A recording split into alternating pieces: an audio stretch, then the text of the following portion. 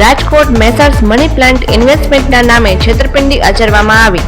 રોકાણકારોને મહિને 15% વળતર આપવાની આપી હતી લાલચ. છેલ્લા 1 વર્ષથી લોકોને અવનવી સ્કીમ આપી ભોળવતા હતા. જોકે શરૂઆતમાં 1-2 મહિના વળતર આપી ઓફિસ બંધ કરી ફરાર. સમગ્ર મામલે ગાંધીગ્રામ પોલીસ મથકમાં નોંધાઈ ફરિયાદ. હાલ 7 લોકો ભોગ બન્યાની નોંધાઈ છે ફરિયાદ.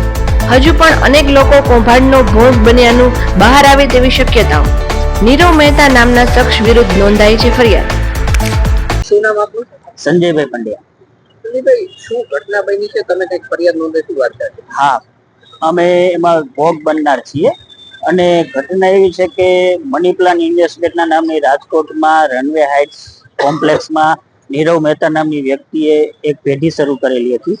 એમાં દર મહિને શેર બજારમાં ઇન્વેસ્ટ કરવાથી 10 થી 15% જેવું તમને વળતર મળી રહેશે એવી સ્કીમ આપેલી હતી.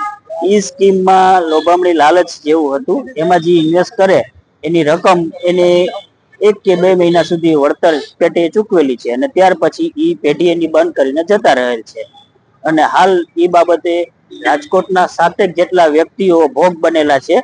અને પણ મારી આપના માધ્યમથી બીજાને પણ અપીલ છે કે આમાં જે ભોગ બન્યા હોય એ ખુલીને બહાર આવે.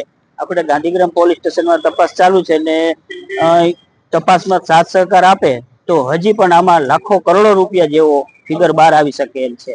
અત્યારે કેટલી ફરિયાદ નોંધાઈ? અત્યારે 7 વ્યક્તિઓ ભોગ બનનાર છે. ફરિયાદ એક જ નોંધાણી છે. 7 વ્યક્તિઓએ એની અંદર નિવેદનો આપેલા છે અને પુરાવા આપેલા છે. કેટલી રકમની છેતરપિંડી? ટોટલ અત્યારે 31 લાખ જેવો ફિગર ફરિયાદ મુજબ થાય છે.